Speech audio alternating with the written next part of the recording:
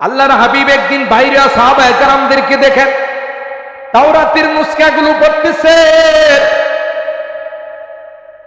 চেহারা মুবারক লাল হয়ে গেছে হযরত উমর। যখন আল্লাহর হাবিব রাগ হয়ে যাইতেন তখন তাদের কাছে একটা মন্ত্র ছিল রাগ থামানোর। মন্ত্রটা ছিল রাজিতু বিল্লাহি রাব্বা ওয়া বিল ইসলামি দীনা ওয়া বিমুহাম্মাদিন নাবিয়্যা ওয়া রাসূলা।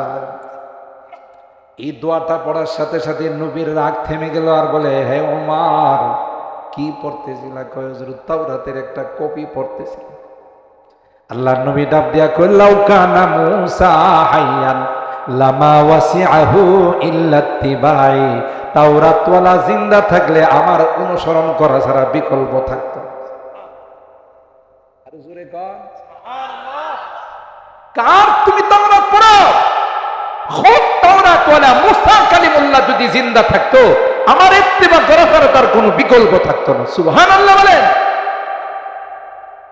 উম্মি লাকাব মাহে আরব মারকাজে ঈমান আর ইলম আমল রাতু মাদারি ও মুদিরি এক তাকিব ওয়াদ মারকাজে হর দায়রা একতা তা মারকাজে আলম তুই বে মিথল নজিরি।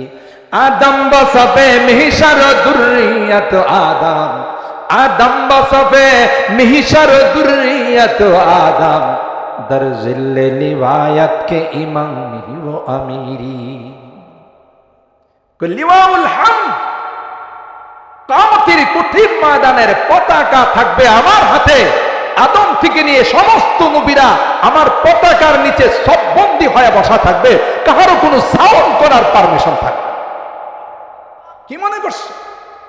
আল্লাহর হাবিব আম্মা জান খাদিজাতুল কুবরা রাদিয়াল্লাহু তাআলা আনহাকে বলেন, জাম্মিলুনি জাম্মিলুনি। মনে আছে তো না ভুলে গেছে? মুক্তাদা খবর ঠিক না থাকলে কিন্তু কথা বুঝবেন না।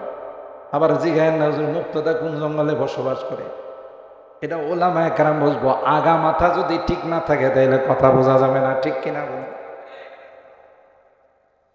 আল্লাহর হাবিব বলেন, জাম্মিলুনি জাম্মিলুনি, কম্বল দিয়া ধরো, গায়ে জ্বর আসছে, প্রচুর পরিমাণ জ্বর আসছে। লাকাদ খাশিতু আলা নাফসি খাদিজা রে, আমার মনে হয় আমি আর বাঁচব না। আল্লাহু আকবার বলেন। চাপটা কি ছোট না বড়? কথা কয় না। এবার শুনেন, হে মা বোনেরা ভালো করে শুনে রাখেন। আমি অনেক বয়ানে বলি, আমাদের ম্যাডামরা তো বয়ান ভালো করে শুনে না, আইলে গল্প শুরু করে, ভাবি আপনার বাসায় আজকে কি পাকাইছেন? হ্যাঁ এসে ওয়াজ শুনতে এসে ভাবির জিগায় কি পাকাইছেন? আমার বাসায় তো আজকে ইলিশ মাছ পাকাইছে। আরে কয়েন না, ইলিশ মাছ যে কতদিন ধরে বলতেছি আনে না। কথা বলেন ঠিক কিনা? আয়সা ওই পাক শাকের গল্প শুরু করেন না, কোরআনের মাহফিলে আয়সা কিছু কথা শুনেন। আল্লাহ পাক কোরআনে বলেন, স্ত্রীদেরকে বানাইছি স্বামীর সান্ত্বনা দেওয়ার জন্য। কথা বলেন ঠিক কিনা? স্বামী যদি কোনো বিপদে পড়ে যায় স্ত্রীর দায়িত্ব হবে স্বামীকে সান্ত্বনা দেওয়া। কিন্তু আমাগো ম্যাডামরা কিন্তু এরকম না। জানি না আপনাদের ময়মনসিংহের ম্যাডামরা কেমন, ত্রিশালের ম্যাডামরা কেমন? কথা কয় না। আমাদের ম্যাডাম যদি আপনি কোনো মোবাইল হারায়া আয়সা ম্যাডামরে বলেন, আজকে তো রাস্তার থেকে মোবাইলটা নিয়ে গেছে ছুঁড়ে, কই তোমার মতো আলা বলার কাছ থেকে নিবে না তো কার কাছ থেকে নিবে? সান্ত্বনা দিল না, কাটা গায়ে লবণ লাগাইল। কথা কয় না। আপনাদের ম্যাডামরা কয় না, এরা আবার পরে কালকে বিরোধিতা করবে যে এই মৌলবী সাহেব তো শুধু আমাদের বিরোধিতা করে গেছে। কয় না, কয় না যে তুমি কেন মোবাইলটা সাবধানে রাখলাম, আর কারো মোবাইল নাই তোমারটা নেই কেন, তুমি একটা আলাবলা।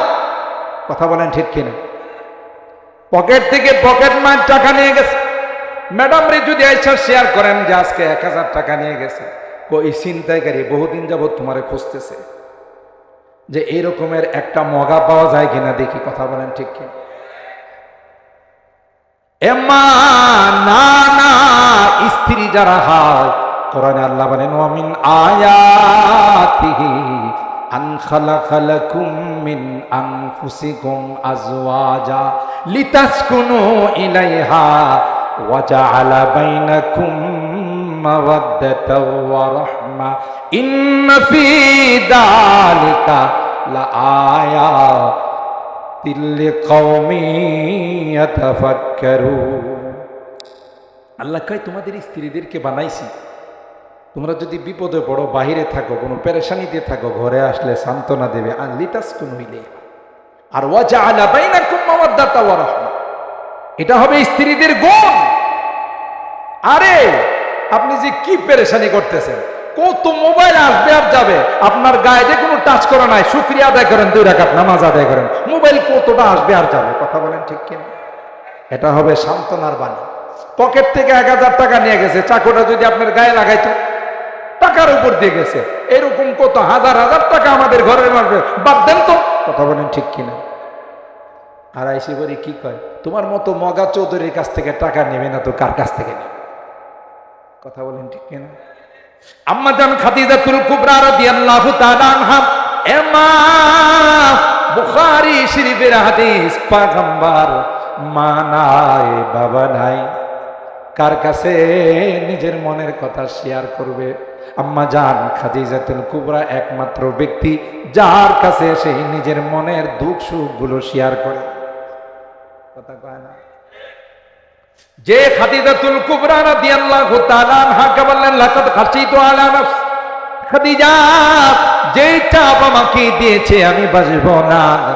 খাদিজা ডাক দিয়া কই কাল্লা ওয়াল্লাহি মা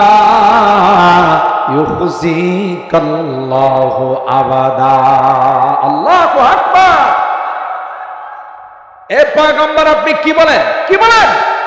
কাল্লা ওয়াল্লাহি লা ইউখজিকাল্লাহু আবাদা। আল্লাহর কসম করে আমি খাদিজা বলতে পারি, আপনার মতো মহামানবকে আল্লাহ কোনদিন অপমান করবে।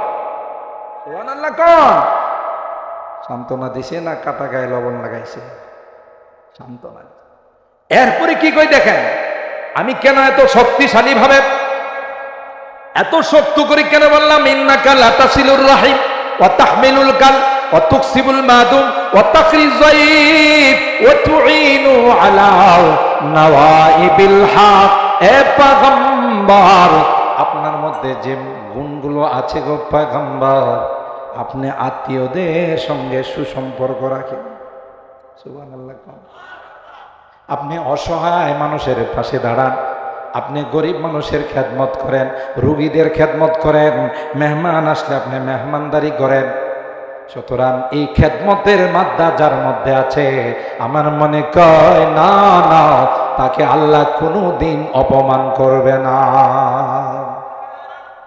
কি বুঝলেন? খিদমাতুল উম্মাহ, দর্দ দিল কে ওয়াস্তে पैदा किया इंसान को, वरना ताअत के लिए कुछ कम न था करो बया।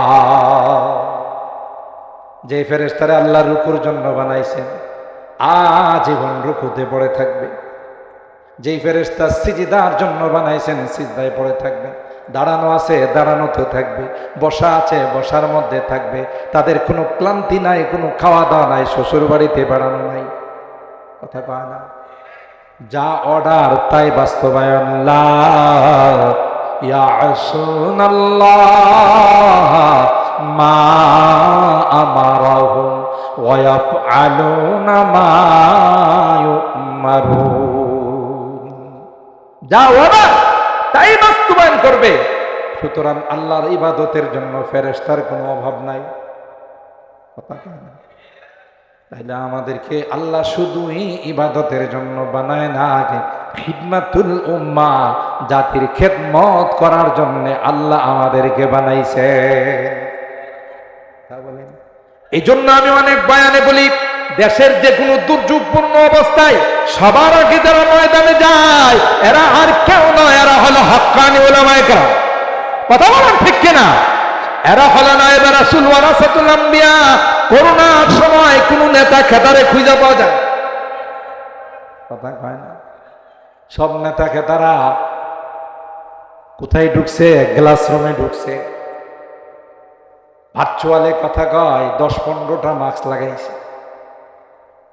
হ্যান্ড গ্লাভস, এরপরে পিপিএ নিরাপত্তা টুপি, পোশাক দিয়া ডাইকা রয়েছে, করোনা যেন আমার কাছে না আসতে পারে। আর যত বেশি করোনা আক্রান্ত হয়েছে ওইগুলো যারা পোশাক পরছে হেডেরই ধরছে। কথা পায় গ্লাসের ভিতরে ঢুকে নিছি, করোনা যায়, কয় স্যার আসসালাম আলাইকুম। বাবা তুমি কে? কই স্যার যার ভয়ে আপনি গ্লাসে ঢুকছেন আমি সে।